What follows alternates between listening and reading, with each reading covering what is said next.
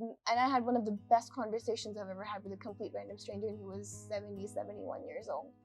And he told me, he said, it's refreshing to see that young people can still look you in the eye and have a conversation. And I was just like, man, what the hell have we done to ourselves? And I guarantee you, most of these people who are in the comments with these funny anime like numbers, names, and their fake names would not have even 10% of the balls to say what's on their mind to people's faces. Just because X government is bad doesn't necessarily mean that X people are bad. Right. Or X people view things that way. I know that a lot of the Pakistani viewers are not going to like what I have to say, but there is this sense of absolute plausible deniability and refusal to take accountability for their mistakes and the way they have absolutely crippled and ruined the country in Pakistan. Hi, Prateek. Hey, Mahnoor, how's it going? It's going as well as it can for an unemployed, no longer college student.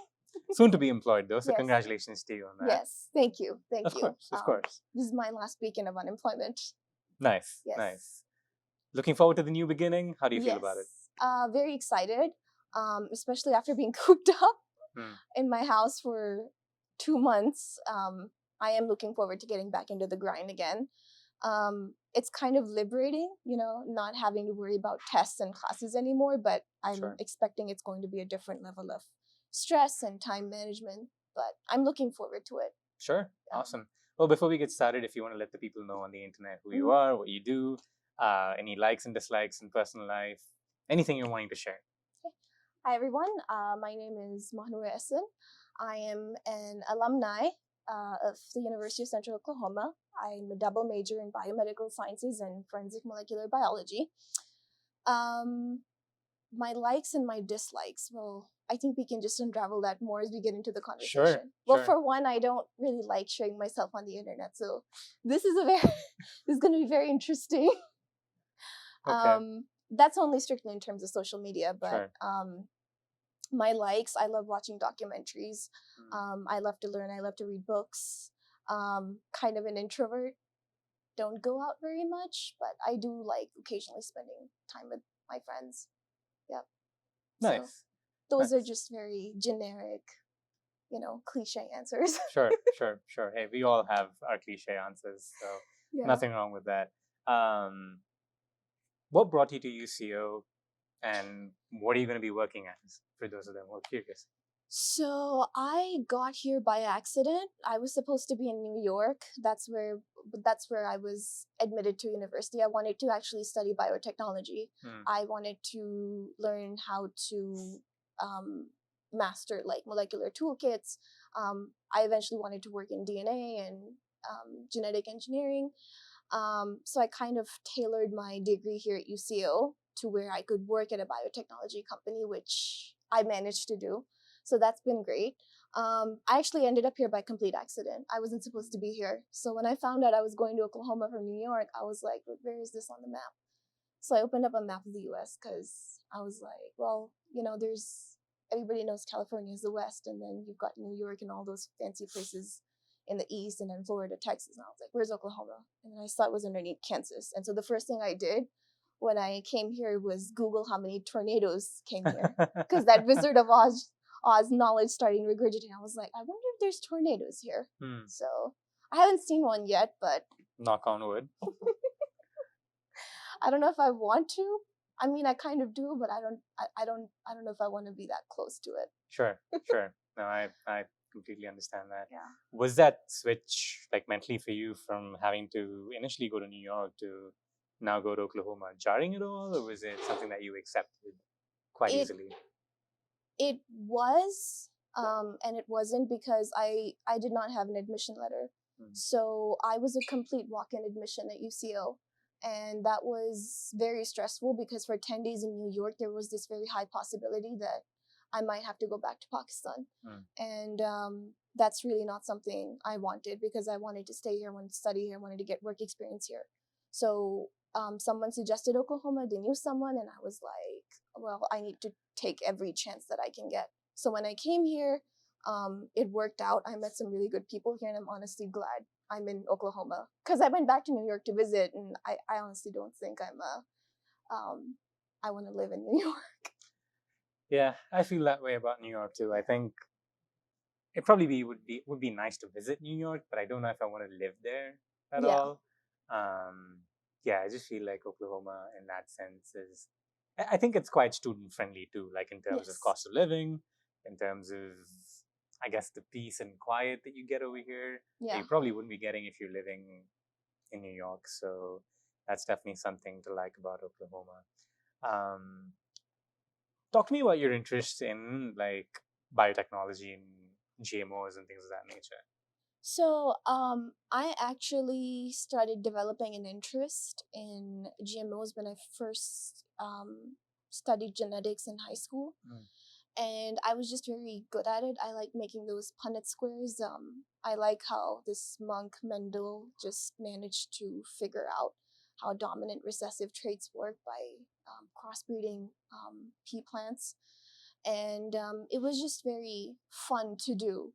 And then I realized we have this sustainability issue as well. We also have genetic diseases, things that don't really have a treatment yet. Right. And so I saw that this could be the future. Um, uh, Genetically engineering things for sustainability, gene therapy, things of that nature. I mean, I thought it was revolutionary technology. It was the future, and so I was like, this is what I want to do. And I am more inclined to research. I did not want to be a doctor, so I haven't yet decided which avenue I'm going to pick just from within that vast field that is genetics. But for now, it's forensics. For now, I'm just mastering the techniques. I'm going to be learning how to get DNA out of human bones, so that's going to be fun. I'm also going to be getting DNA out of bacteria and fungi and figuring out what they are. So just mastering those toolkits, and then I'll decide what I want to do more research in. That's cool. That's cool. For those of us who might not know what a Punnett square is, do you want to elaborate on that briefly? So a Punnett square is just it's a table that you use to figure out the probabilities of actually, let me find that. I wanna try to see I can explain it a simpler way. Okay. So a Punnett square essentially just helps you figure out what percentage of an offspring, if you cross two parents together, are going to have certain genotypes, which is alleles or genes, recessive and dominant, and what their phenotypes are going to be. So say that I have blood groups, for example. Mom might have O positive, so she's O positive, O positive. Dad might have A positive.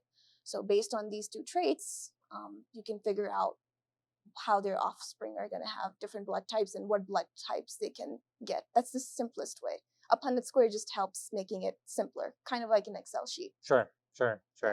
And GMOs are genetically modified organisms. Is that the full form, or is those something else? Yeah, genetically modified organisms. Okay. Yeah. For a second, I was doubting myself if that was right or not. So I just wanted to be sure. But over the recent past, I think it's been a hot topic of how GMOs are bad for you and things of that nature. Yeah. But then I remember hearing somewhere else on a different podcast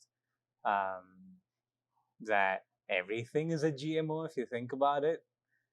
So why do you think there's hate on, like, why do we hate on GMOs on the internet? I guess that's probably a good way to start, and then we can go into the weeds a little further.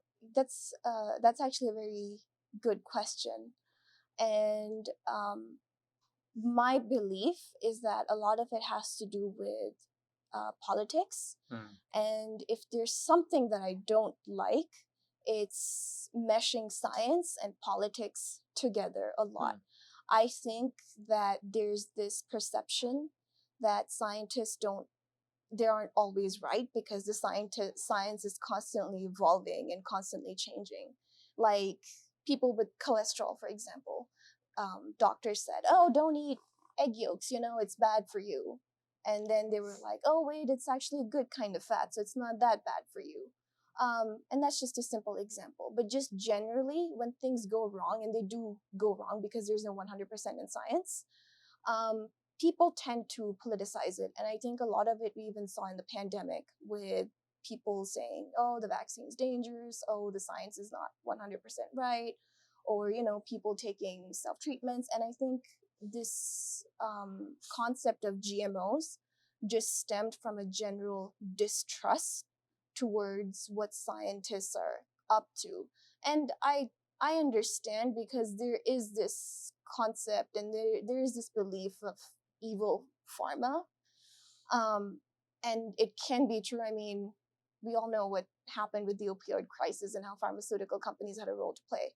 So unfortunately, I think that this problem that people have with GMOs, a lot of it has to do with unethical pharmaceutical companies and just people doubting or not having full faith in the science, especially if companies and lobbyists have something to gain from spreading out a narrative through media. Right. Yeah. That's a whole can of worms that I am generally quite curious about, because like the fact that some circles see science to be fallible very selectively. Like if science agrees with their beliefs, they want to agree with science completely. But then if science doesn't agree with their beliefs, they don't want to agree at all. So how do you draw that line of sort of keeping your personal beliefs away from agreeing with the science, or maybe not agreeing with science? So I saw this on a little sticker at a career fair, and it said science doesn't care what you believe. And honestly, I've started to live by that. I think that personal beliefs can bring in a lot of bias. And I mean, everybody has biases, but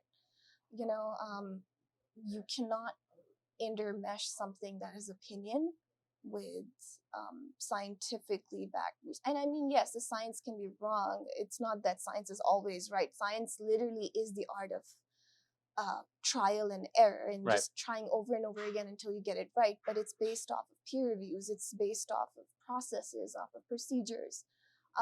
So it's like science doesn't really care what you believe. And I think nature is the biggest example of that. I mean, people didn't want to believe there was a pandemic here. But guess what? Millions of people are dead. So even if you got the vaccine or didn't get the vaccine, there are people in their graves because of a tiny little virus that scientists warned people about. People didn't want to listen. And I know this is a very controversial statement, but I'm not afraid of shying away from this concept. So, there are people who are gone, and I think that's the simplest answer. Science doesn't care what you believe. And I think the same is for GMOs. I can understand that there are ethical concerns with GMOs. It can be bad because there is this thing of, well, you're creating something new. You don't know what the consequences of that are going to be. But I mean, even evolution is hardwired that way. Evolution is not meant to perfect. It's meant to just create more adaptation to what environment things need to be suited for. I mean, that's just what I think. So yes, there needs to be a little bit of caution when proceeding with GMOs, but I don't think they're as evil as people make them out to be. And I generally do think that with this high of a population and so many sustainability issues, GMOs might really be our way out, especially when it comes to healthcare and agriculture and bioremediation. Right. Yeah. I mean, my personal belief is that it's not science that's evil. It's the people who manipulate science in a certain way, who are maybe doing it for personal gain, greed, whatever you might want to call it, right? Yeah. So I think it's very important to be able to make that separation. Because I mean, we've seen over the news over the past few years with the pandemic, like you brought it up, how different people had differing opinions, and how now there's more news coming out about how everything we were told in the initial stages of the pandemic might not be true. So I guess it's just sort of the world we live in now, with the way social media operates and how things move so quickly and how information moves so quickly. Yeah, don't even get me started about social media. Oh no, let's go into that then. I'll get you started on that then. So what's your take on, I guess we could segue into it, talking about what's your opinion on the way science is discussed on social media, and then elaborate further into social media. So it depends on the platform, Okay. honestly. You can pick a platform or pick multiple. Okay, not Facebook. Okay. That's terrible. Okay.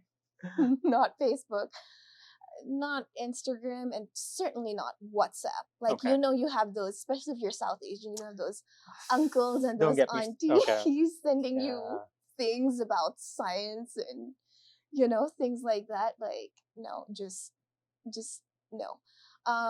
LinkedIn, honestly, sometimes they can have really good articles on things that are going on. That is the only social media site that I use now, sparingly. Instagram, I don't know. TikTok, sometimes if you follow the right folks, sure, but that's just in general the thing with social media. It's all an algorithm running everything. Right. So it's very easy to get caught up in this echo chamber where if there's certain things and interests that you're drawn to, the algorithm is just designed that way to keep showing you what you already want to see. And so if you believe that, let's say, GMOs are evil, and if you go out looking for that, or even on a Google search, Google knows what you want to see. I mean, and Google's connected to most of our social media apps. It's like when they ask you for your emails, that's what you share. So when all that information is shared across, it's like, okay, it only shows you what you want to see. And just the footprint of social media is so high that, you know, it's just, social media, in my opinion, is just not the best place. I am a huge advocate of YouTube, though.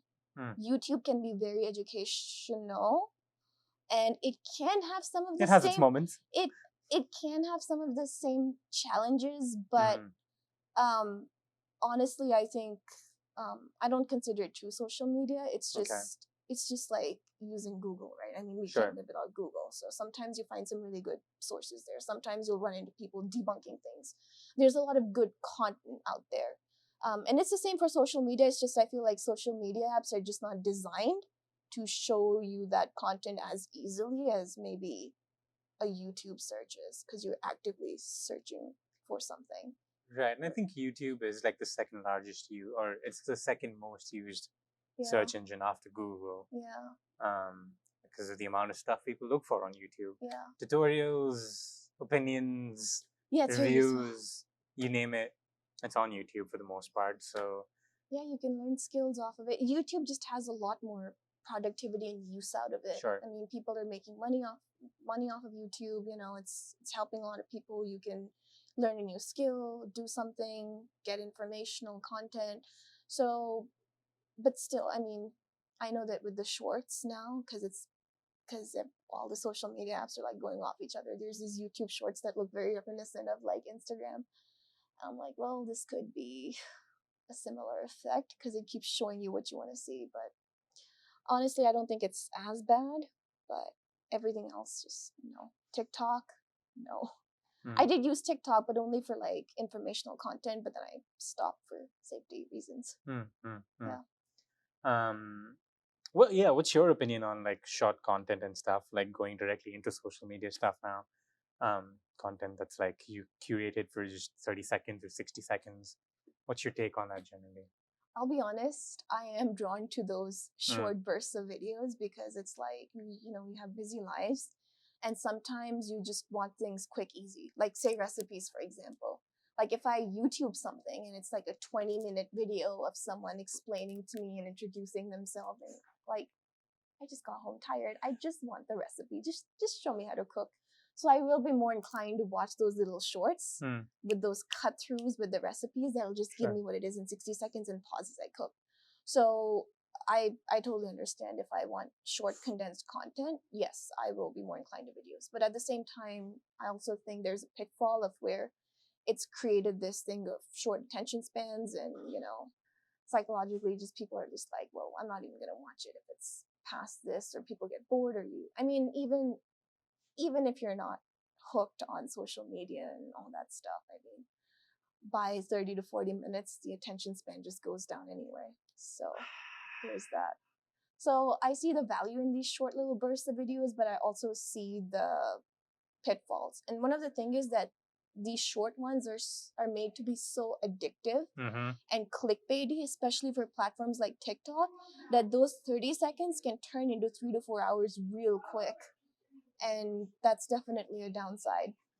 Because it's like, it's something fresh coming up again and again. It's something new.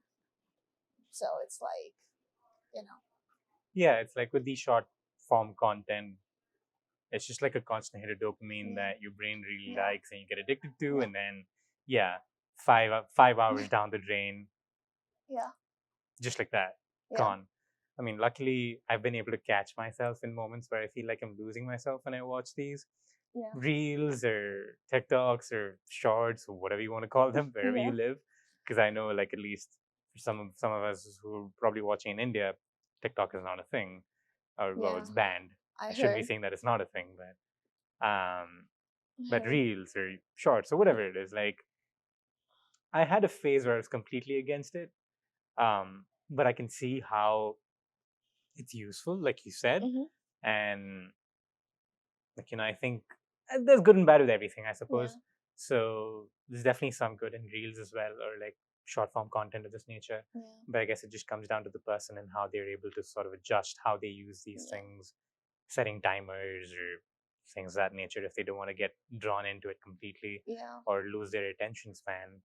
Because I mean, I think over the past few years, like our attention span has been exponentially dropping Yeah. down. I'm not saying this out of any scientific research that I've done or any reading that I've done, so don't fact check or don't quote me on that. But Yeah. I definitely feel like our attention spans have been dropping over the past few years, Yeah. and some of these social media influences have a lot to do with it too. So Yeah. There's actually a very good documentary on, I think, the Fire Festival. I don't know if you've ever seen that. I don't think I have. Do you want to name the documentary and where you saw it? I think it's called Fire, like Fyre. Okay. And I think it's something, if I remember correctly, it's the world's largest party that never happened. Okay, I think Yeah, I've if heard you, about this. yeah. Okay. Yeah, so basically, there was an entrepreneur Mm-hmm. that got together and assembled a team of like marketing folks and um, advertisers, and they went on an island near the Bahamas, I Mm. think, and they got a bunch of big name celebrities like models like Kylie Jenner and no, Kendall Jenner, Gigi Hadid, and Bella Hadid, and they shot this like little 1 minute video, and I think that's still on YouTube, Mm. of them just having fun in this island, and they sold it as like big music festival, like a Coachella on an island instead of a Sure. desert. And there's these bunch of models, and to market it, they created an orange tile. So basically, you just posted a blank orange screen onto your social media, and that's it. So I think they paid like Kylie Jenner or Kendall Jenner like 250 grand just to Mm. post this orange tile on their Instagram. And a bunch of these influencers paid like thousands and thousands of dollars to these people to show up at this fire festival. Mm. And the documentary just walks over what a train wreck that festival was. So by the time they arrived to the island, there was no preparation, there was no DJs, there was no singers, there was nothing happening at this music festival. They actually had to have them stay in hurricane relief tents. So that was actually quite hilarious, because I was like, here's a bunch of these famous influencers, Instagrammers. They saw a bunch of more famous people posting nothing but an orange tile and just showing up to the Bahamas, having to live in hurricane relief tents. I mean, there was a little bit of a Lord of the Flies aspect to it, because people went absolutely insane and off the rails crazy. Like they had panic attacks. It was really funny in the documentary. So I may have given a spoiler, but just watching that unfold was absolutely hilarious. And when I watched it, in the end of it, I was like, you know what? This documentary, this fire festival, is literally Instagram coming to life in the big picture of it. Because I was like, it's so easy to filter out expectations of what you're going to be getting Right. with that video that they're marketed with. And if you look at it versus the festival, it's like, there's nothing cool about this. I mean, people lost their money. They lost, they didn't have any eating arrangements. They were dehydrated. I mean, it was just terrible. But it's so easy to market something and just sell it to people and get a bunch of these influencers to get people to like show up. The tickets were just so expensive that I think honestly the big name influencers were the only people able to afford it. But I was like, there's probably someone in this audience that, I don't know, had to work so hard to put that money together, and come to find out there's really nothing there. And just that's just really the way I feel about Instagram. People just filter their lives. They filter every moment of what is occurring for that little heart-shaped like button and a bunch of followers. And I think, like you said earlier, it just releases dopamine when it's very easy to filter your lives on social media and pretend that there's something that they're not.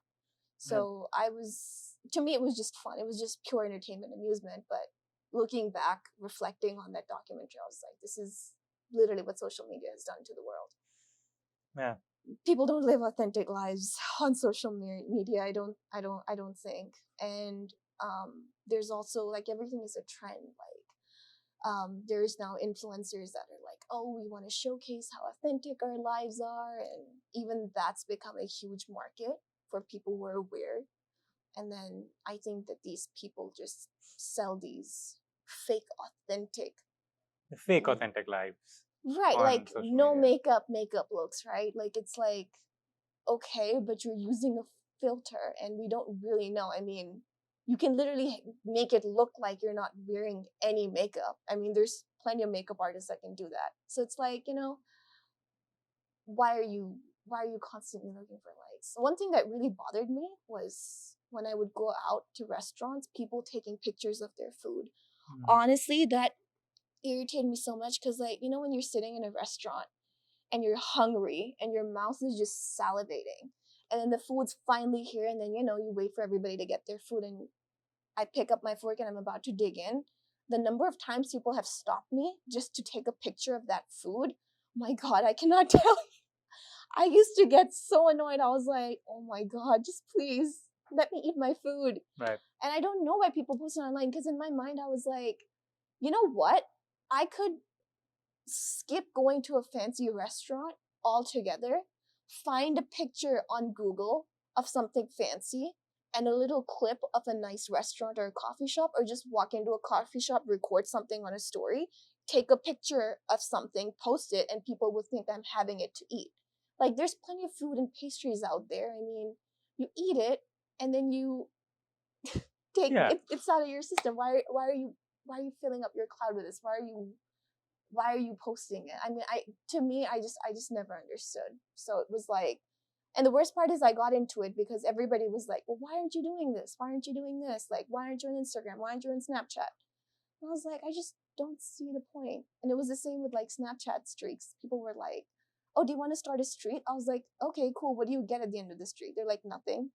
I was like, so you just send each other a picture of photos every single day and you just get these numbers. They're like, yeah. I was like, well, what do you get out of it? They're like, nothing. It's just, you can take a screenshot of it and put it on your story. I was like, that's it? And people were like, yeah, that's it.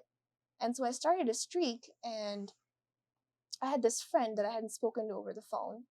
And he was like, I got a phone call from him once a long time ago. And I was just so shocked. I was like, why is this person calling me? Like, we just communicate.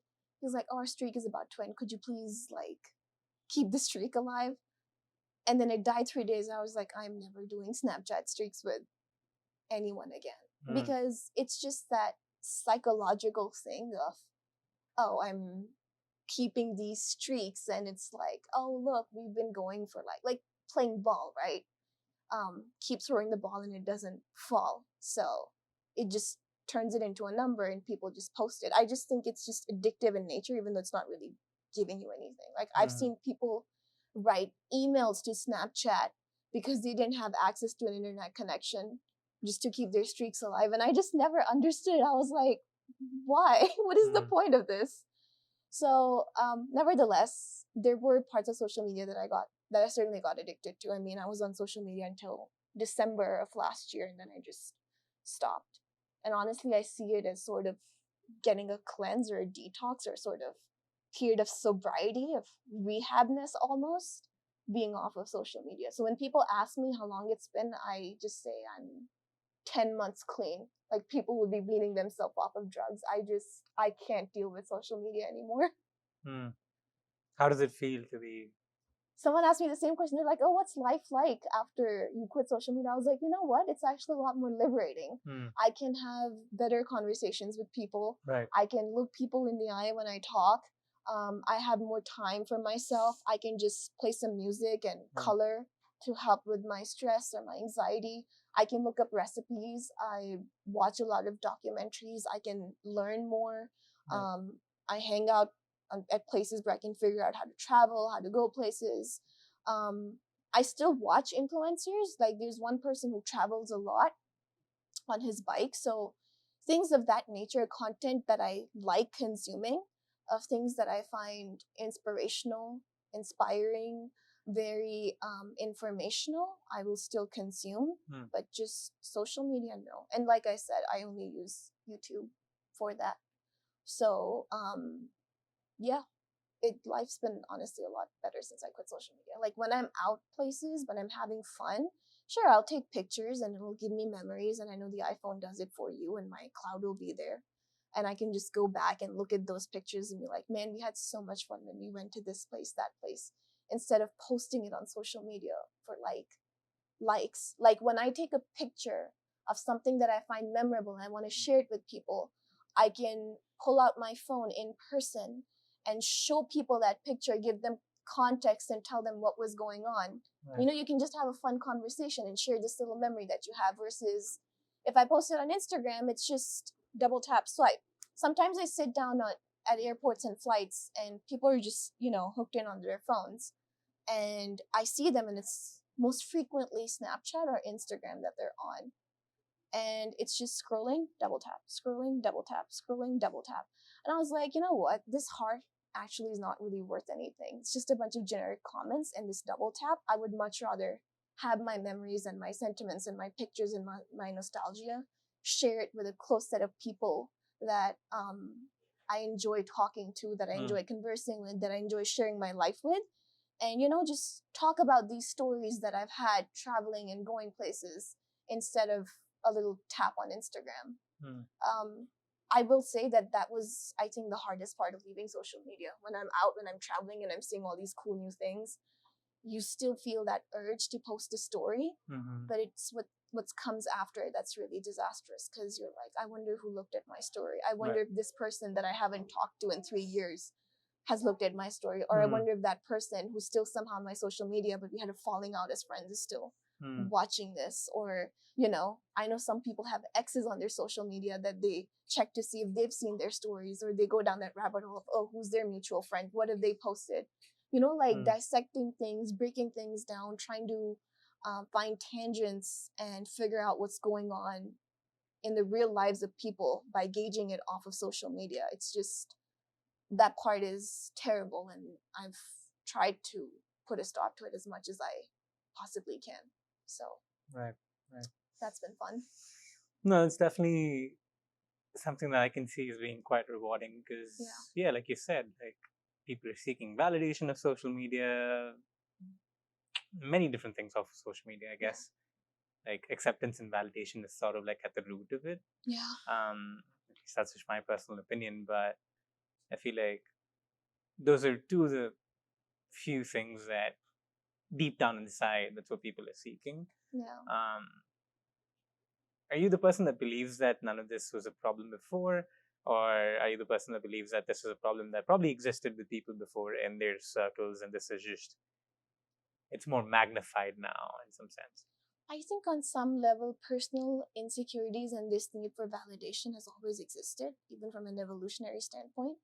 But I think social media definitely made it worse. And I am aware that a lot of these people who design social media team up with psychologists. They team up with a bunch of marketing people, and people who study marketing actually have to study a lot of the psychology of their target audience. So they designed these apps and made them so to be addictive, to prey on all these little things, and it has definitely made it really, really bad. I think people just figured out how to create social media. And I do see there's value in social media. There certainly is. I mean, a lot of people will say, yes, social media has its perks. You keep in touch with people that you've never kept in touch with, but still, they created something and they gave it to everybody without really realizing the long-term consequences of what you'll be doing. I mean, kind of like it's a psychological sort of invention, like a almost like a drug, you could say. Sure. Like this thing of where you've released it out in the world, and now you don't know how it's affecting people, and now we're seeing how it's starting to affect people. And I think the worst hit demographic is probably the teenagers and the young adults and the kids that have been hurt the most with it. And I think that's why you see a lot of these generational gaps. There's very few people from within my own generation that I believe that I can have a very high quality conversation with. I mean, they're definitely out there, but most people I can't even relate to anymore. Because when you sit down with them and you have this social event, it's like you can't even talk by shutting off your phones completely without having something in your hand or something to show someone. I mean, I get it, it's fun, but there has to be a sort of innate ability to talk about ideas, to talk about your lives, to have that sort of authenticity without having to rely on social media or cat videos or things that you see. Cat videos specifically? Right, no, sorry, continue. Yeah, cat videos specifically, or that person dancing a certain way to make fun of, cyberbullying, or just talking about people. I mean, yes, gossiping can be addictive and fun, but it's like sometimes you just want a good quality conversation, and I think that's become kind of a lost art now, especially with newer generation and younger children who are just constantly on their phones or need their phones. I mean, like I said, like I give you the restaurant example. You're at a restaurant, you want to have a good meal. I'm going to talk about how your food tastes and how my food tastes and how this goes well with this thing, or you know, this tastes really good, or that, all of that stuff. I don't want to take a picture of my food to show to a bunch of random people that I don't talk to that this is what I'm eating, because frankly, I don't think they actually care. Right. But they're probably wishing they would rather be doing this than whatever they're doing. And that can sort of also create this cycle of depression, because you're showcasing your life almost as if it's perfect, whereas it's not. And a very close friend who's actually a lot older than me, has made me realize a lot of this. So I actually get along with people who are a lot more older than I am, especially when I travel or I go different places or I just interact with people. Most of the people that I've had interesting or intriguing conversations with have almost always been people above or around the age of 45, or really, really old people. Like I was in Ohio, and I had one of the best conversations I've ever had with a complete random stranger, and he was 70, 71 years old. And he told me, he said, it's refreshing to see that young people can still look you in the eye and have a conversation. And I was just like, man, what the hell have we done to ourselves? So, when it's someone like that, I mean, the guy was a very decorated person. He had traveled a lot. He had lived through the 60s. I think he worked in the government. And he seemed very culturally competent. He'd lived overseas a lot. And I was like, you could tell just from the way he talked that he was a very intelligent human being. And it was just this sense of he was noticing what was going on with people, and it was just sad. So I was glad that he was able to have that kind of conversation with me. But at the same time, I was also a little sad because, not everybody's like that anymore. Right. Yeah. And I might be wrong. I'm sure there's people out there. But it's just, I think it's become more of a problem. Mm. Mm. There's a lot to unpack there, but Yeah. I'll first go with something that I thought about earlier, and then we'll come back to how it's better to have or you find it nicer to have conversations with. Well, I'll get into it right now. I guess I'm just trying to figure out which one I want to target first. But is it more of a maturity level thing, would you say, or is it just the age that helps you have conversations of that nature with slightly older people? That's actually a good question. I think it's a bit of both. Maturity levels, certainly, yes.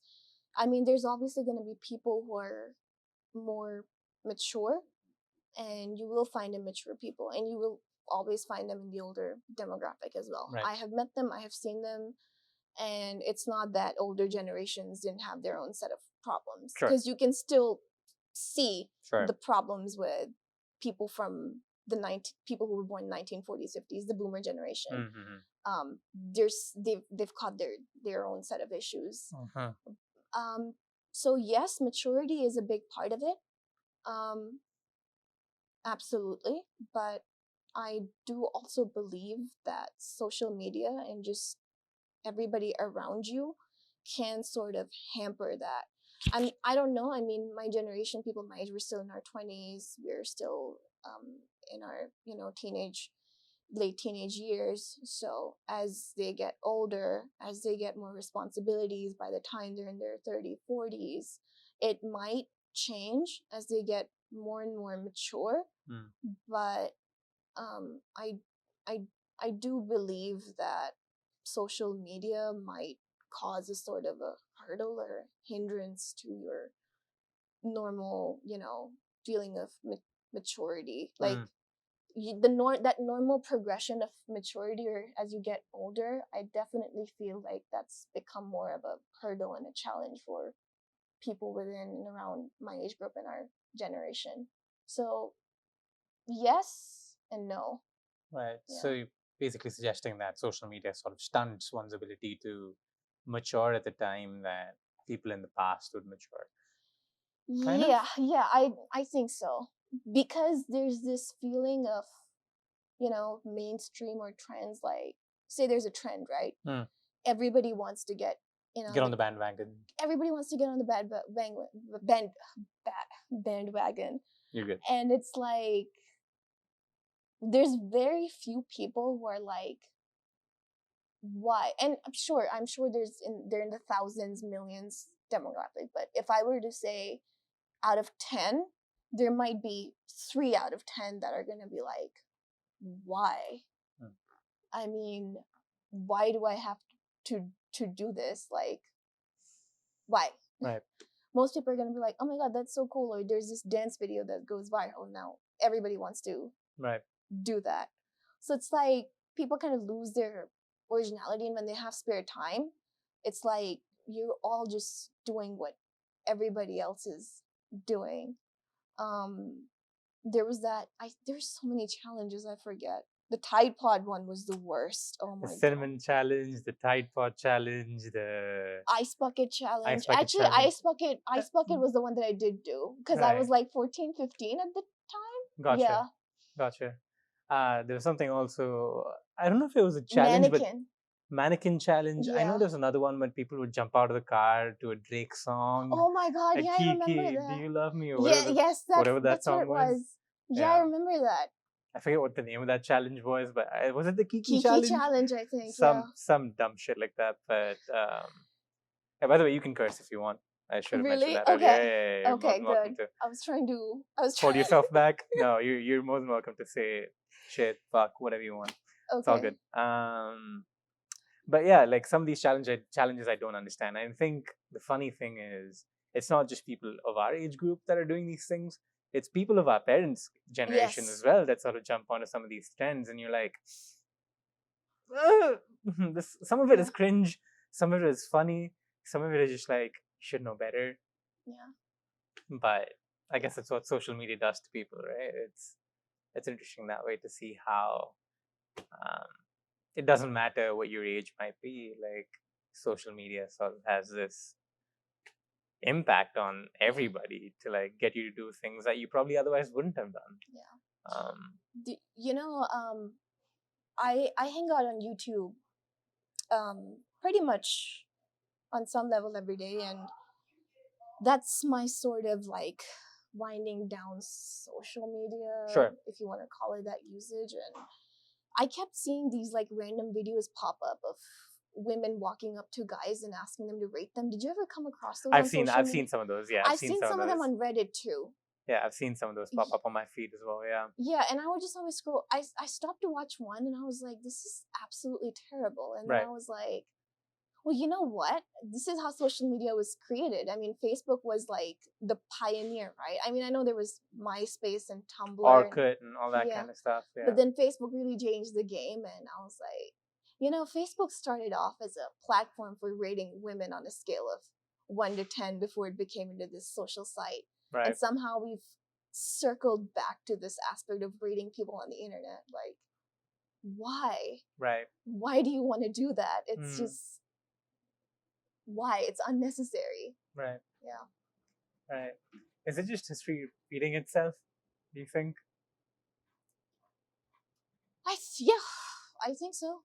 It's history repeating itself, and it's like, this thing, I believe it's like, oh, we've run out of good content to make, so we're just gonna go for whatever's eye candy or clickbaity, or, you know, just see the response of someone, like what they think, or just really see the reaction of that person, respond to how they're reading. And it's just, if someone walked up to me and said, hey, can you rate me? And I would be like, yeah, 0.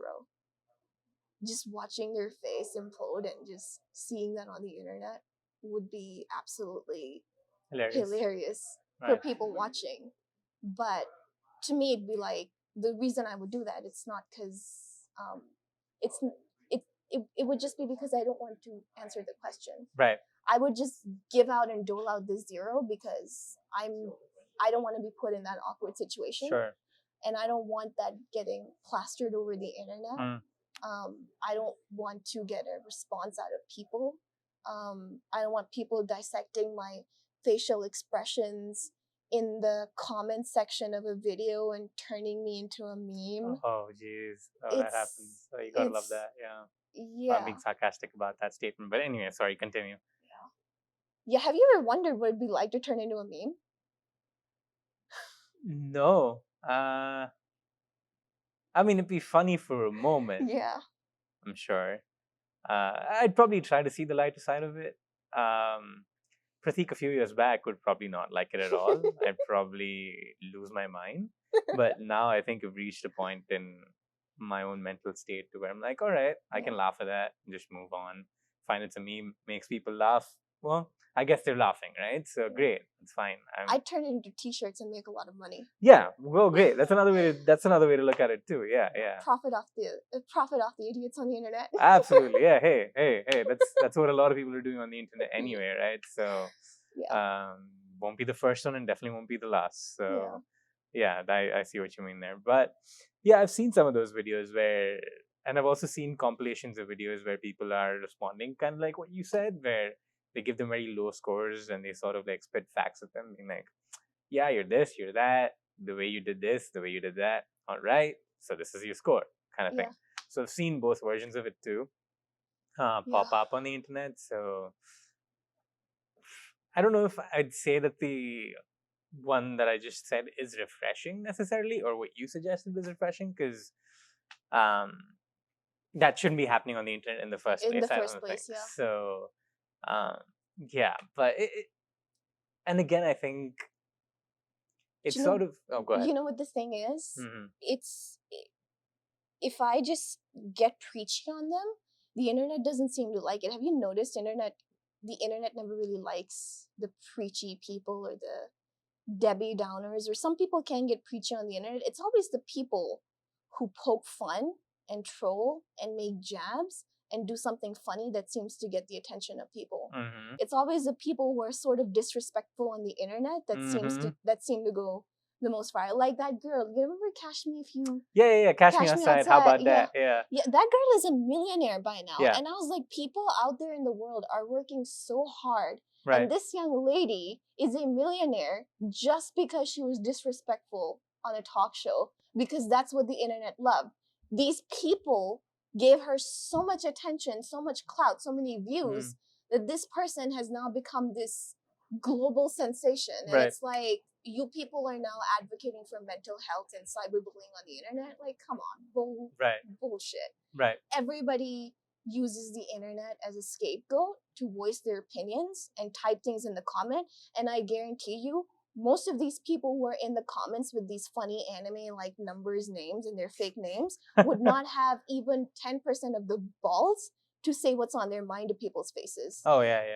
They become cowards because of the internet. They think that because they can hide behind a screen or a keyboard, they can just say it. And I will admit, I've read comments in subreddit that are just absolutely savage. They're just absolutely hilarious. Right. But I can do that in person. Right. I can say it to people's faces and I can still get a laugh out of a live audience. And that's way more rewarding because I don't have to hide behind a screen to voice my opinions out. Sure. And there are some people who can obviously get really, really mean. I used to be that old person who would get preachy on the internet and be like, this is wrong or this is bad. And, you know, those people who would write those long posts and explain I'm one of them. I things. think I'm still one of them. But anyway, well, we don't do it as much anymore, but I used to before. Anyway. Yeah, I used to do it too. And then I just stopped. I was like, you know what? There's nothing I can say or waste my time on convincing these idiots on the internet because they live in echo chambers. I'm just going to scroll through the comments, find something absolutely hilarious, call my friend, show him this, and we can just both get a laugh out of this. Right. That's what I do, honestly. I don't even engage anymore. I never engage in the comment section, but I still enjoy reading comments. Mostly on, I think, Reddit. It's random, but it's on Reddit, subreddits sometimes, where you see a lot of funny people. Yeah, I know Reddit can definitely be wild. I dabbled a bit with Reddit for a little while, but then I've not been using it for a long amount of time now. But you mentioned the Cash Me Outside girl. Yeah. I'm trying to fact check something, so I'm sorry if you're just looking something up real quick. But I think she has a scholarship that she's giving out to a school somewhere. I mean, in Florida. that's great. She's putting all that wealth to good use. That's good to know. The scholar. Okay, hold on. Let's see. Okay, I guess this is because we're on UCO Wi-Fi. It's sort of blocking me out. And I remember this was on a comedy podcast, so I don't know how true some of this is. But I remember them talking about how people were waiting for her to turn the right age. Oh, well, so I think she started OnlyFans after she turned of the legal age, right? So like the amount of people that just went in to start like watching her content on OnlyFans, you kind of think about it and it's kind of creepy. Like the fact that I guess the legal age to be on OnlyFans is 18. Yeah. You know what the people on the internet are gonna say if they ever hear me say this? They're like, oh, you were just jealous because she's rich. I'm sure there's going to be that person in the comment section who's going to be like, oh, this person, it's easy for you to talk this way about this individual, this girl who's become famous and she has this money, whereas you're just stuck doing your daily cogwheel thing. Like, you're just jealous, and it's become so predictable that it doesn't even affect me anymore. I'm like, okay, cool. I don't really care. I don't really care what you think at all. I give zero fucks of what people say or what people think where I'm coming from. Yeah.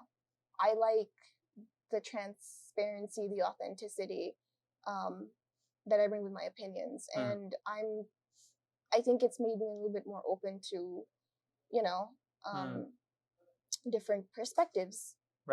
Even. If someone makes a logical argument for why I could be wrong, and I can be wrong, I can make mistakes.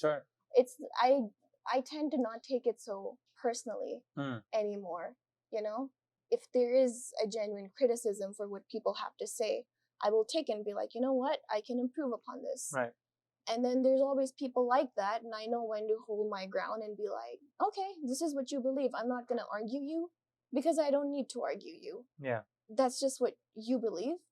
Fine. Right. I don't really care. I don't have to engage with you. I don't have to talk You can to just walk away. You can just walk away. Right. It's the internet.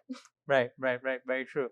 So yeah, I found this website that says Danielle Bergoli, I think is her real name, but more commonly known as Bad Baby, is an internet personality that has made a lot of money as a social influencer. Yeah. Her rise to fame was on the Dr. Phil's show. Yeah. Rather than giving away money without a plan, she launched a 1.7 million BAD scholarship program in partnership with Edu Capital. The BAD sponsorship provides financial support and the encouragement her fans can use to further their education and pursue their dreams. I mean, I will say that this girl was street smart, to her credit. Right.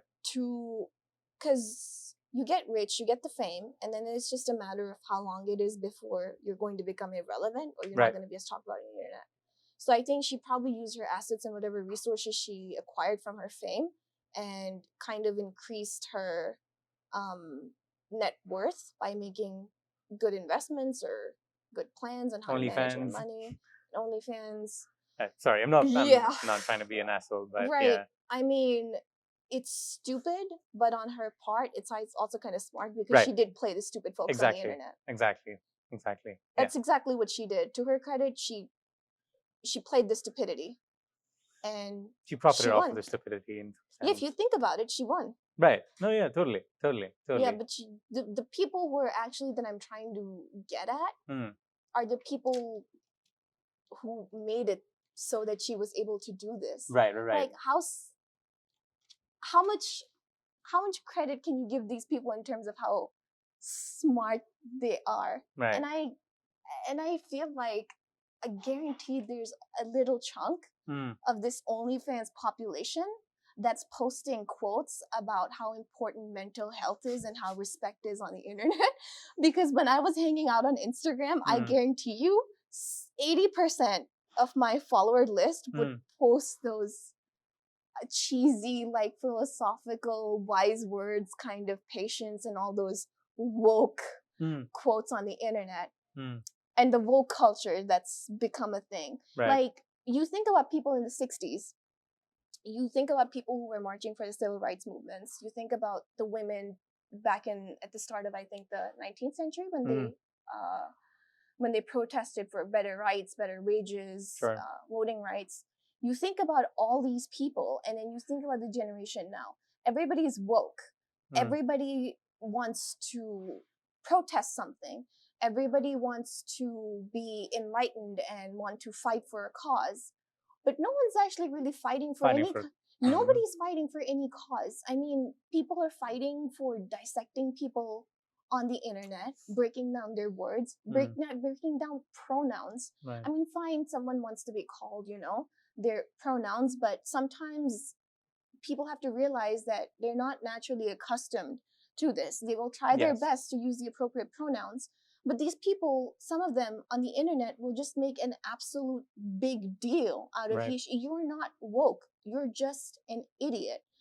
And I mentioned at the start of the podcast, I'm starting my job. I feel like these people, my age, that are doing this, that are almost sort of, that go ballistic when they hear something that's not politically correct, I guarantee you they will be put to check by the older generation once they get into their workplaces and their jobs. I mentioned earlier that I have a really close friend who's around 50 years old, and he has told me that he has had to fire people within my age group because of the sense of entitlement, because of the sort of pronoun stuff that they use, the little sensitivity stuff, just the entitlement that comes with thinking that you're somehow more concerned about the planet, or you're somehow more concerned about LGBTQ rights, or you're somehow more concerned about, hateful groups on the internet. Are you like, okay, what are you doing to do? You're just antagonizing people. You're not really doing anything productive. Right. And you see this polarization now that the internet has caused. I've seen documentaries on Cambridge Analytica. I don't know if you've heard of Cambridge Analytica. Could you elaborate on what that is? Cambridge Analytica was basically a company. It's difficult to explain, but they were sort of those companies that I don't know how to explain, but let me try and backtrack on this. I'm gonna have to fact check what exactly they were calling themselves. Okay, that's fine. While you're doing that, I'm just gonna mention we're going back to Bad Baby just real quickly. I found out her net worth is anywhere between 20 to 25 million. My God. And she's just 20 years old. My God, I am 24 and I have only, I don't even want to say how much is left in my bank account. Right, same. It's probably a few pennies in there. And we're like STEM majors. You've studied like hardcore science. Exactly. Would you mind looking up Cambridge Analytica? Sure. Cambridge Analytica. There we go. Cambridge Analytica. It was a British political consulting firm that came to prominence. I was thinking of lobbyists. That's the term that was coming to mind. But I just wanted to make sure that they weren't selling themselves as lobbyists. Right. They're a political consulting company. And there's a whole documentary on them, and they basically had a huge role to play by publicizing or creating this campaign on social media. And it had so much influence that it is believed that they kind of orchestrated people into voting for Brexit. My knowledge is, from what I gather, is from a documentary. It may be opinion-based, so I would encourage people to do their own research on this. Do your own research on everything, not just on documentaries, but on everything in general. Right. But I do believe they had a huge role to play in Brexit. I mean, really think about Brexit when it happened.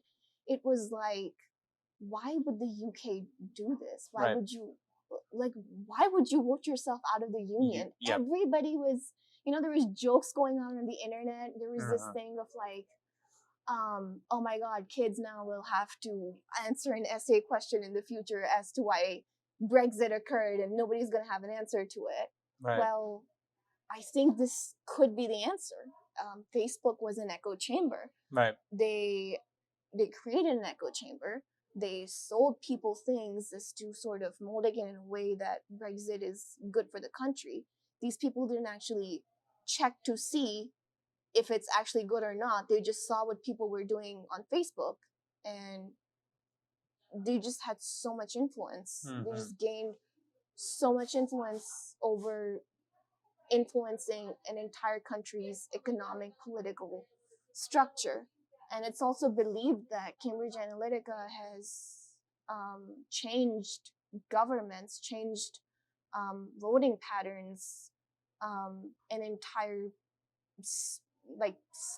They've influenced things, and their main resource that they used was, I believe, Facebook and social media. What's the name of this documentary? Well, let me just look it up. But do you remember the name of the documentary? Look The up Great Hack? The Great Hack, yeah. Okay, there we go. Found it. The Great Hack. Yeah, okay. And I think that's kind of like what they would talk about. I mean, I don't know how I forget if this was disproven or proven to be true, about the troll farms and like things of that nature that are on Facebook and how they sort of direct people to be a certain way. There's also stories of how some people in like the Saudi government have done that. I forget what documentary it was that I watched that talked about that, but I think it was associated with the killing of that journalist Jamal Khashoggi. Oh my God! Yeah. I haven't seen the documentary, but yeah, I've heard of Jamal Khashoggi. Yeah. So there's a documentary. I think it's called The Dissident. It's a very good documentary. I remember paying $20 to watch it because and the director of this documentary went on Joe Rogan and talked about like how there were not a lot of platforms willing to want to put this documentary on there because a lot of them were affiliated to the Saudi government. They're a customer. They're probably a funder or donor, rather. It's probably a better word. Because, I mean, the Saudi government has its hand in a lot of online platforms and apps like Uber and X, Y, and Z. Exactly. Yeah. So, right, like, it was hard for them to put it on a platform. But I think they got it to where they could buy it off of Amazon, but not like you couldn't watch it on Prime or anything like that. But anyway, that's how I watched it. And I remember there was something that they were talking about, like similar troll farms and stuff that they would use to manipulate people's opinions about certain things. Right. So yeah, The Dissident is the name of that documentary that I'm referencing. But yeah, it's while social media has brought a lot of good, I think it's brought quite a lot of fucked up shit as well. So I think at the end of the day, it comes down to your own personal discretion of how you're able how to you're going to use it. And how you're able to draw the line, right? Like I think it's very important to remind yourself that not everything you see on social media is true. Fact check everything. Yeah. And in some sense, I hate to say this, but you have to be a skeptic. Yeah. You have to be a skeptic about most things, if not everything. Like, you have to be a skeptic. Like, and even if it's shit that you see on WhatsApp, this is for people older than us who are probably watching this. Like, even if you see something on WhatsApp, fact check it, please. It doesn't take you more than a minute. Yeah. Just type what you read on Google. If it pops up, well, again, Google can be biased in its own ways. That's another whole rabbit hole in and of itself. But it at least gives you an idea of what might be true and what might not be true. Right? So I think it's on us in that sense to be able to take some personal responsibility and fact check ourselves. Because while we might want to make these companies more responsible about these things, at the end of the day, they're all for-profit entities. Right? They are. So, I mean, this is just my personal take that while they might try to do something for the betterment of society, so to speak, they're also probably going to be taking money through the back door from a lot of these firms, lobbyists, X, Y, and Z to sort of operate, right? Like, I mean, at the end of the day, we are the product for these. Yes. Yeah, because we're free users, right? Like, we don't pay to use Facebook. It's because we are the product. Exactly. We are the product for That's the only reason these things are free. Exactly. I mean, not sure, X or Twitter or whatever you want to call it, you have to pay if you want to be verified and all that. However, like generally the app is free, right? Like to use it's free. Like if you want to be verified and stuff like that, you have to pay. But I mean, I get what Elon was trying to do by trying to remove bias, but at the same time, it's like a double-edged sword. Right. Yeah. Because then he's coming in with his own bias, right? Like, how much of that is he able to eliminate? Yeah.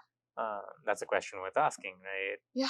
And he's a very smart guy. Like, don't get me wrong. He is. So I'm sure he's thought about that too. But it's hard in this world where. Well, let me just ask you this instead of jumping into it completely myself. Can anybody ever not be biased? No, there's always a bias. Right. There will be some. It could be a storytelling bias. It could be any kind of bias. That's why even in the world of science, you have peer reviews. Right. You need to work as a team. People need to be collective wisdom is far more important than the wisdom of one single human being, because it tries to eliminate bias. That's why you need so many different perspectives. Right. That's why you need so many different opinions from so many different people, because every person does have a bias. And that's why we need to be more open and more accepting of other people's beliefs, of other people's opinions, and learn to live with that. I generally do believe, regardless of all problems that we talk about, generations that we've had, people were a lot more tolerant of having opposing views and still being able to have this degree of respect to one another. Whereas now it's just become like, I believe my opinion to be the woke opinion, and if your opinion doesn't match mine, I will cancel you. Like it's terrible. Like cancel culture to me just comes from a thought process of you having absolutely no respect for people's opinions, no respect for what was going on in their lives that prompted them to do something that they now regret. Everything on the internet gets immortalized. Right. You don't need to drag people's mistakes through the past Sure. and use it as an excuse to cancel people. I mean, it happened with Kevin Hart at the Oscars, I think. It happened with a lot of people, but yeah. Yeah, I was like, why? People make mistakes. People try and make amends and people try and correct their lives. You can't just cancel whoever you feel like canceling. Now, provided, sure, some people need to be censored. Sure. I do believe that it can become dangerous. Someone in mind that you're thinking about that needs to be censored? You don't need to say it if you don't want to, but I think Twitter already censored him. Okay, got it. Okay. Yeah, that another thing was a misuse of information. People, next time someone tells you to put Lysol, right, sure, ingest it, sure, yeah, don't do it, please. Don't do it, please. Yeah. I will say Twitter was a lot more entertaining during this time period. Oh, absolutely. It was just absolutely hilarious. I mean, Twitter can be quite the dumpster fire. Yeah. And in a very funny way. Yeah. Depending on what circles you're in. Yeah. Like if you're a soccer fan, then there's a ton of random shit about soccer on there. I never got into Twitter. I never used it. Most of the stuff that I read on Twitter, I would actually see in BBC News articles. And insider articles about jokes, like WhatsApp's down. And you see an article of people's random tweets. So I just found that easier to sort of absorb than actually going down into Twitter to see who said what. To me, it was just a lot of hassle being inside of Twitter. So that's how I was able to be in the know of what was happening on Twitter. Right. Yeah. And just to elaborate on something you mentioned earlier, right? Like, we're not necessarily against people wanting to be more accepting of other people using pronouns,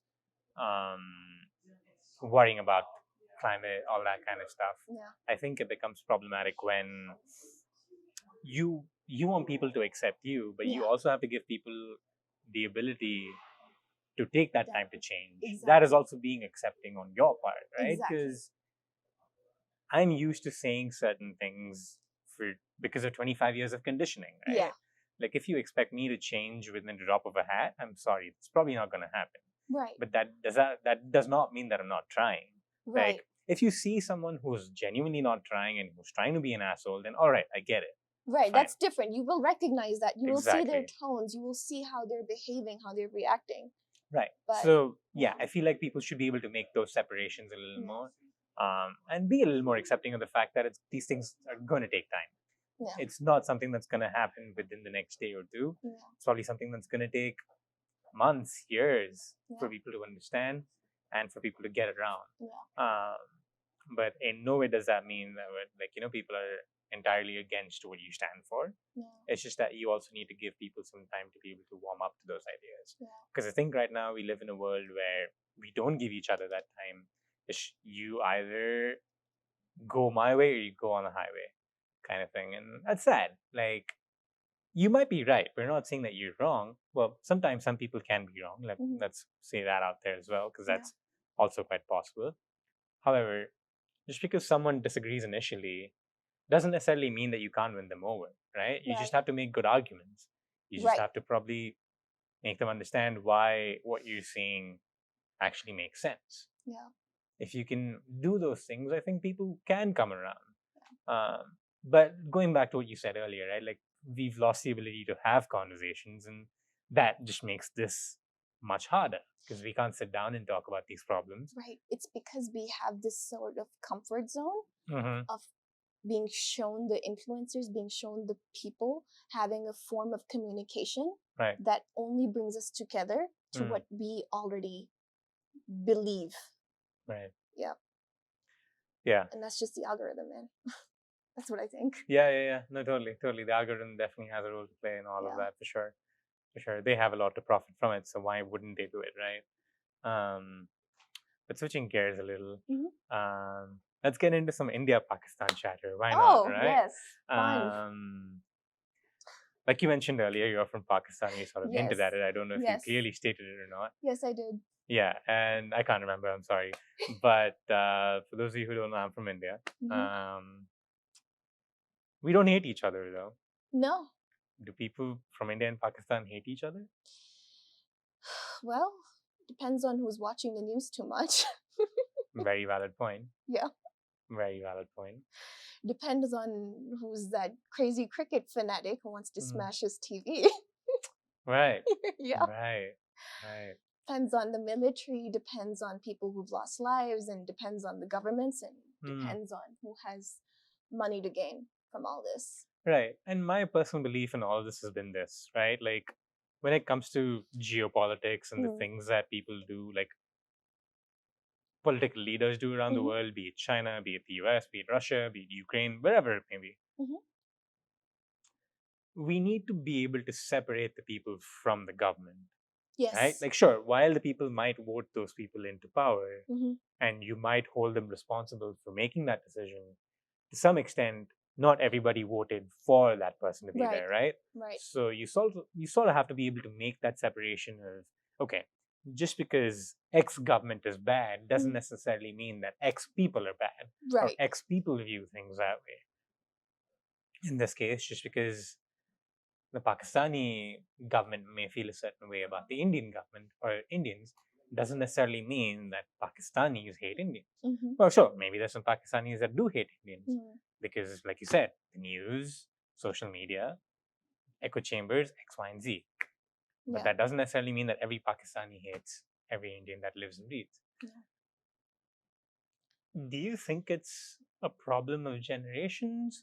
Like, by that I mean, is it our parents' generation that struggles with making that separation, or is it our generation that also struggles to make that separation? I think a lot of it has to do with upbringing and culture. The culture and the social norms are very similar in both our countries. And in our part of the world, we're taught to believe that our parents are equivalent to this pedestal, that whatever our parents tell us is the absolute messiah. Right. And it's been like that for generations. Our parents, it's not like the Western world where it's independence and you're out of the house by you're 18 and you got to think for yourself or do what you think it's best. It's what your elders know best. Your elders, your older generation, your mom and dad know what is right for you. Mom and dad get to decide. It's not like that anymore, but for I think up until my parents' generation, they get to decide who you even marry. Right. I mean, a lot of our folk stories, Hiranja and all these places, it's all about elders and these older folks that are trying to puppeteer the lives of their children. I have seen it happen in my own family. I know I don't know how common it is in India, but I would assume in more rural parts of India, it's still the same way. And I do believe that this animosity has been passed down from our grandparents down to our parents, and then our parents have passed it down to us. Because you and I, we're from a generation that was born way after 1947. I mean, we were born 40 years after all this. Exactly. We don't have to be part of this anymore. Yet somehow we're still trolling each other on the internet, making jabs at one another, and just constantly going off of the fact that, Pakistani is bad, Indians are bad. If you think about it, tensions have been so bad between both countries that I didn't even get to meet any people from India until I came to the United States. Right. So you've never met anyone from India. It's so difficult from you to go from India to Pakistan, from Pakistan to India, unless it's you have special circumstances or you're on business or all that stuff. Isn't there like a train that connects people to like a Sikh pilgrimage? Yeah, it's the Kartarpur corridor. There we go. That's recent. Or ambassadors or people coming in. I remember once in school we had this group of Indian students come in to us. I think I was in 5th or 6th grade, and it was very nice. They were super friendly, and then that the tensions just went up. I think 2011 was I think it was 26/11, the bomb blast in Mumbai and the terrorist attacks in Mumbai, I should say, in 2008. I feel like that's where things got much worse. Yeah, 2011 was one of the most deciding years of Pakistan's fate. And so basically things of that nature, I think, have been passed down from generation to generation, which probably shouldn't have happen. And now that tensions are heightened, there's this even more disjoint between who's talking. I know we live in an online world, but Right. I'm sure there's Pakistani influencers and bloggers, and like Imran Khan was a cricket superstar who Right. had a lot of friends in India. Initially, the people who moved from India to Pakistan had a lot of friends from different religions, different ethnicities that they Sure. had to leave behind. So it's like, why? I mean, why has this been propagated to this point? And a lot of it, I understand, has to do with government policies and military policies. And I know that a lot of the Pakistani viewers are not going to like what I have to say, but there is this sense of absolute plausible deniability and refusal to take accountability for their mistakes and the way they have absolutely crippled and ruined the country in Pakistan. So a lot of the criticism that is heard about Pakistan is not just coming from India. It's coming from Afghanistan. It's coming from the Western world. It's coming from the United States. It's coming from even some of the Gulf countries. Pakistan has publicly, especially in the more recent years, humiliated itself on the international platform. And for me personally, I,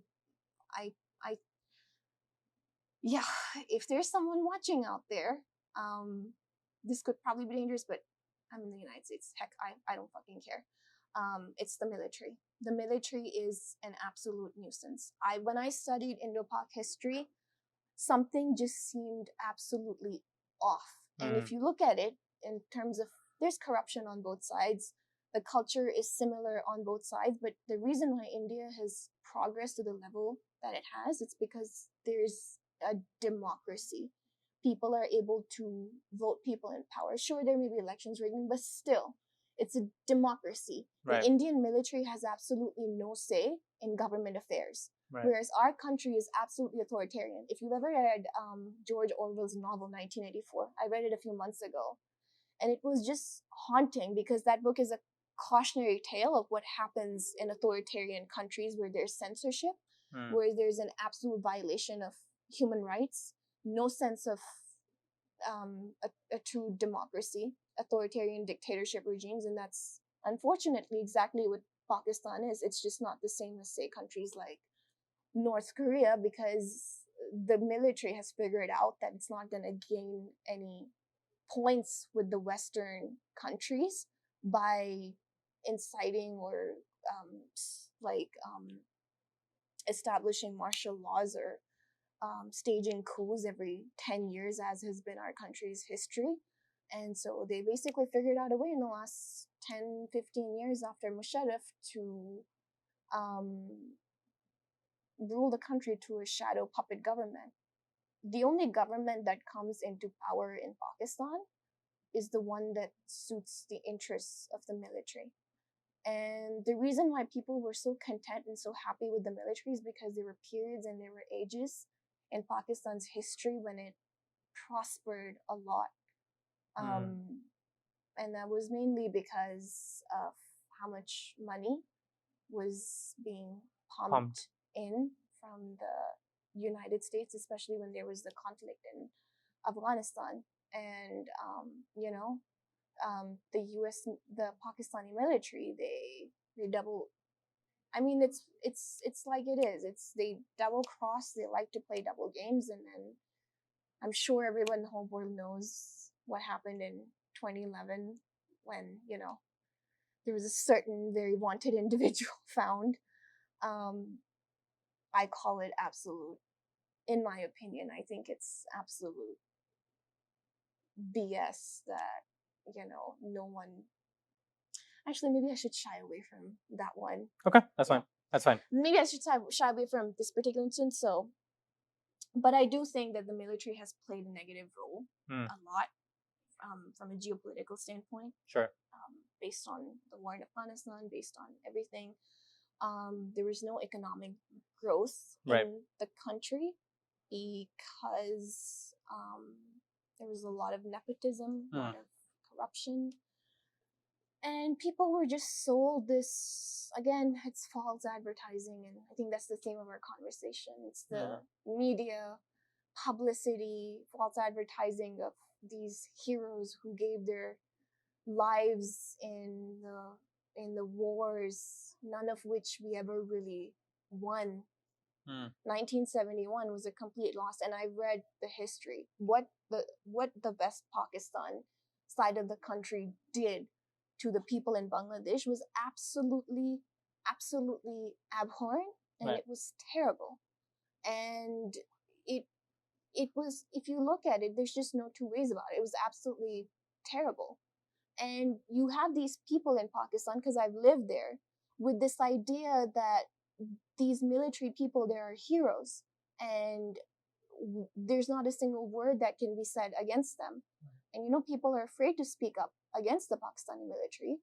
And now there's Imran Khan, and he has dared to do that. And now what you're watching right now in Pakistan's history is absolutely something that's never happened before, because the first time in our country's history, people are starting to realize that they've been duped, they've been used, and they've been misused by these military forces. I have seen the houses of generals back home. I come from Lahore, which is the second largest city. I have been, my father is a banker, so he knew a lot of the crowds with a lot of money on it. And sometimes when we would travel north on our road trips, he would make a call to one of his friends who he knew was in the army or the military. Their settlements, their military messes, their artillery messes were better than any hotel. Our house that we bought was in an area, a real estate tycoon-like authority that is just completely dominated by the military. There's a very fancy golf and country course that's owned and that's run by the military. I have seen the wealth. I have seen how rich, how entitled, and how shamefully, disgustingly rich these people are. And I have seen those poor people on the streets struggling for bread and money. I went back last year and I couldn't take it. I was like, these people have, the military has just ruined Pakistan. Right. So, and then these people get riled up when other countries blame them for terrorism. Can you really blame them at this point? Like, can you really? We know something's wrong.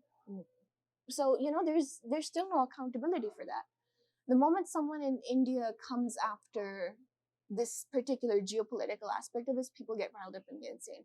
Now, with that, I do know that India has its own set of issues. They have their own set of problems. There's still that religious conflict, which is why Pakistan was created in the first place. I don't know, and I don't have a true sense of how bad it is, because I have a lot of Indian friends. I've asked two people, and I've got two very different answers from each one of them. One said it's really bad, and one said it's not that bad. Both these people were my friends. So I haven't lived in India, so it's hard for me as a Muslim to gauge just how bad the discrimination is. And it's not just Muslims, it can be Sikhs, it can be Christian populations of India. India is a secular state, so it has that issue, but there's still people who have access to good education. There's still businesses, there's still an economy, there's still a good education system, good economy, like good delivery of exports and assets in India that can sort of challenge these ideas and bring forth a good change. Pakistan is just spiraling down into this abyss. Like, these challenges that India is facing are challenges that every country is facing. Mean, France has racism. France has Islamophobia. Some of the best developed countries have this. But what you see is in Pakistan is just, it's an absolute violation of human rights. And I just don't understand how, as a Pakistani who deeply cares and has concern for its country, can still sit down and say, I'm proud of what this country has accomplished. Because seriously, I'm at the point where I'm like, I'm really not. So, like I said, I'm transparent, I'm open about my thoughts, my opinions. I feel very sad. I feel absolutely devastated as to what has happened to my country. It is a beautiful country. I've traveled all over it. I have seen people with so much talent. I have seen people who are smart. I have seen the beauty. I've seen how the whole thing could have been, we could have been in a completely different situation right now. We had everything we needed to prosper. We had everything served to us, and we could have had good ties with India. We could have profited from this. They're still fighting over Kashmir, and they're still fighting over all this stuff, and it's like, why? Like, honestly, in my opinion, the whole thing with Kashmir, India and Pakistan probably could have signed like a joint agreement to share Kashmir and turn it into a hub of tourists, and both countries could have made a lot of money and profited so much from just turning into a joint custody ownership situation of just turning it into a touristy place. I don't think that's an idea I've heard before. I don't think so. Oh, that's an interesting idea. Yeah, instead, look at what's happened. Right. And I think there is, both sides are to blame for propagating all this. Sure. Technically, if you look at the history of Kashmir, yes, I will say that, the divide occurred because it was a Hindu majority versus Muslim majority thing. And I know that in Hyderabad, there was a Muslim, I think they were still the princely states back then, right? Kind of. I think whoever was in charge of governing Hyderabad was Muslim, and then the majority was Hindu majority, I think it was Calcutta, or I think there was a certain section. I'm forgetting my Indian history, so I apologize to those of you who are yelling at the screen right now. Please fact check this. I could be wrong, but I think there was one state in particular that had I think it was the Nizam of Hyderabad. Okay. I think so. He was a Muslim, but I think the population was a Hindu majority, so it was decided that this part would go to India. And then in Kashmir, it was the reverse situation where you had a Muslim majority population, but the ruler in charge, I think it was, what was his name? I forget his name. I think he was a different religion. Oh my God, Gulab Singh? Like, what was his name? I know it wasn't a Muslim in charge, and so they advocated for that. Kashmir should also go to India, and then there was a dispute over why it's a Muslim majority thing, So I was like, fine, and then they decided to have a referendum, which I was like, okay, this is a good idea. Just have a referendum, have the people decide, and then it was a bust. And I think it's mostly because it's just such a geostatistically important region. You can cut off rivers. You have access to some of the most beautiful, most scenic places. And it's become a mess. It's just sad what happened to the people of Kashmir. Honestly, we had a teacher who was like, if you had a referendum in Kashmir right now, I don't think they would want to go with either. But I think that's now changed. If you ask someone who they would rather be with, if I was in Kashmir, I would probably go for India at this point. Right. Just because of what the military has done to us. It's just sad. If you ask me whether or not partition should have happened, I don't know. I was taught to believe that yes, it was great. And as a kid, I would always be like, yes, this was the right thing to happen. But as I'm getting older, as I'm reading more news, I am starting to appreciate that Jinnah and all these people, there was a reason why they were so hesitant at the idea of a partition. Again, it could have been a great idea if things had worked out, but it's just created more trouble than what it was worth, to be honest. I mean, honestly, people could have just, because India sells itself as a secular nation, people could have avoided these religious disputes by just fighting for their rights more, just like the African American population did here after, in the civil rights movement in the 1960s. If these people could fight for their rights and get their rights after being segregated for so long, so could the Muslims in India. Instead, you've just now created a nuisance, and you have these two rival countries, one of which is on the brink of economic collapse. It's neighbored with Afghanistan, which is not particularly friendly towards Pakistan either because of the history that's there. Right. And they're nuclear armed. And right. It's like, nobody really cares about these two countries. It's just like those two neighbors that nobody takes seriously because they're always fighting with one another. until tensions get high and the whole world freaks out because now they have nuclear arms, and that's not going to be the rest of the world. That's going to be really bad. So it's a whole can of worms. It's honestly, I don't think there should be a rivalry at all. But that's how things are. I mean, India has a pretty loose stance towards Pakistan, and I guess that's better than than an all-out war between two countries. I don't think that would bode well. For either side, I don't think it would. I mean, war doesn't bode well for people. Yeah. It bodes well for governments and bodes well for companies that makes guns and. War is the most profitable business Right, in exactly. the world. So it probably bodes well for those people, but for societies in these countries, probably doesn't bode well. No, I don't think there should be one. I think everything should be resolved through dialogue and this actual intent to make things right, instead of just posting empty promises and making these empty statements and then these empty performatory statements on both sides by both countries. And that's kind of just what's been going on. There has to be a real intent to make amends. To be honest, I don't think India's in a situation where they really need to do that, because you guys have such a booming and prosperous economy. You guys are like, what, the fourth largest economy now in the world? I think so. Yeah. Third or fourth. But yeah. Yeah, so it's like, I tell people back home and I'm like, are you serious? They're going to still make jokes and troll the people on the other side of the border? I mean, have you looked at your own state? Have you looked at what you've done here for the betterment of your own country? It's terrible. So yeah, I think my opinion on Pakistan has just become very, very jaded. And that's not to say India doesn't have its own problems, but I will just say what it is. You guys have done exceptionally well for yourselves, and those are just the facts. That's just what it is. And I've had a lot of friends here from India who have shown me a lot of respect, and in some cases a lot more respect than any Pakistani friends have shown me here, to be honest. And I think that in itself also says something really profound. So Yeah. What do you think?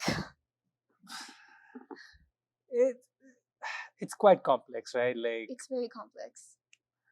At the root of it, is it just a Hindu-Muslim problem? Like, problem as in, like, is it rooted in the Hindu-Muslim sort of war that's been going on for a while now? It was back then, but I don't think it is anymore, because I know there's a lot of Muslims in India who are very happy over there.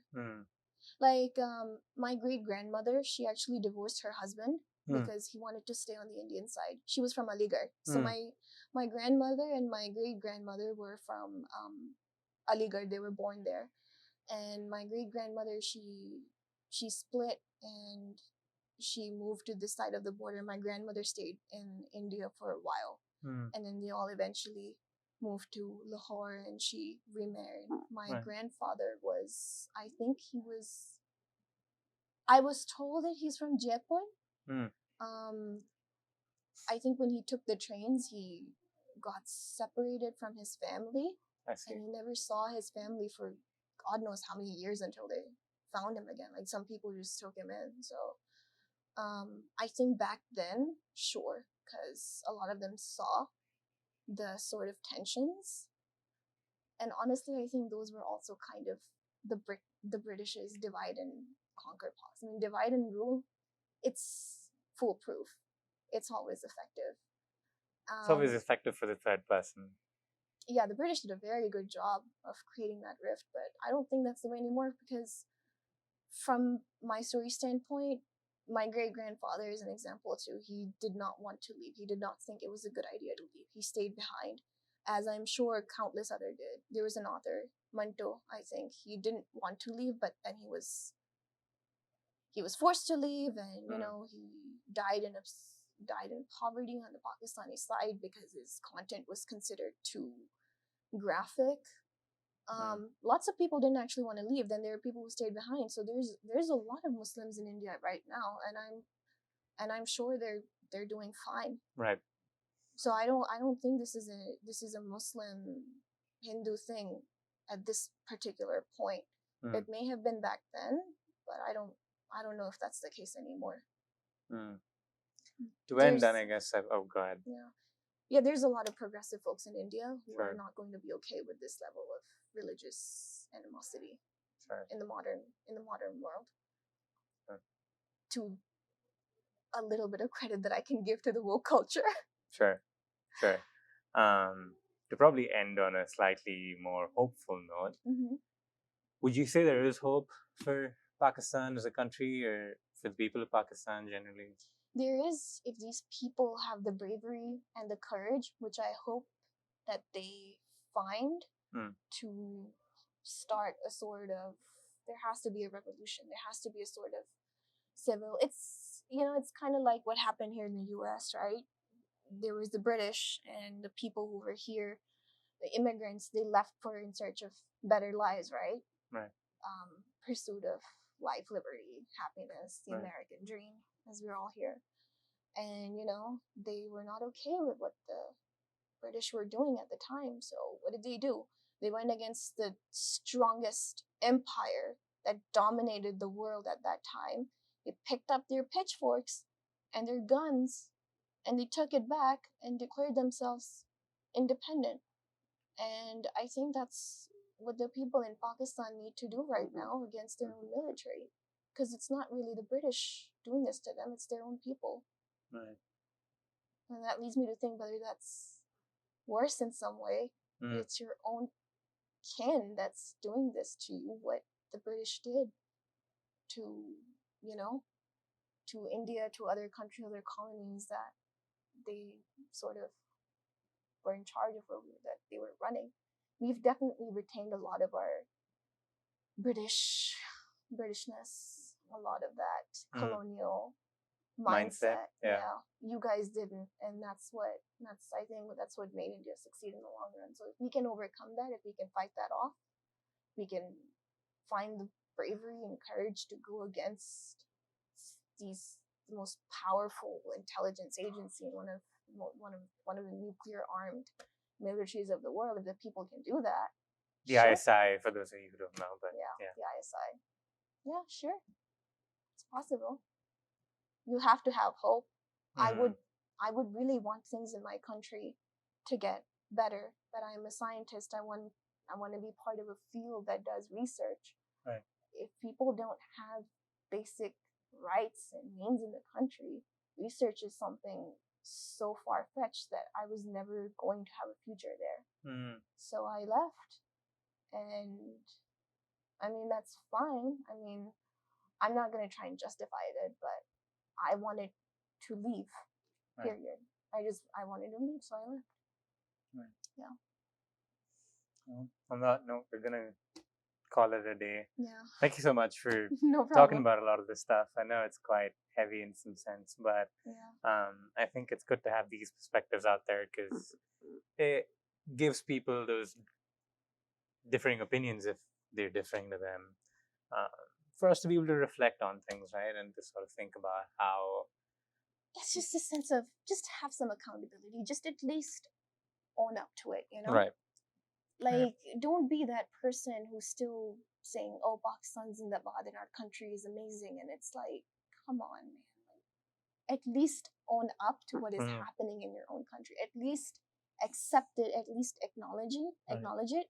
And for once, just self-respect, like, not self-respect, have the sort of self-reflection to observe what is happening within yourselves and try to better what's within yourselves as a nation, as a person, as opposed to seeing what everybody else around you is doing and constantly comparing and finding excuses to blame them for your own misgivings on a personal level and on a level as a country. I think those would be my final thoughts.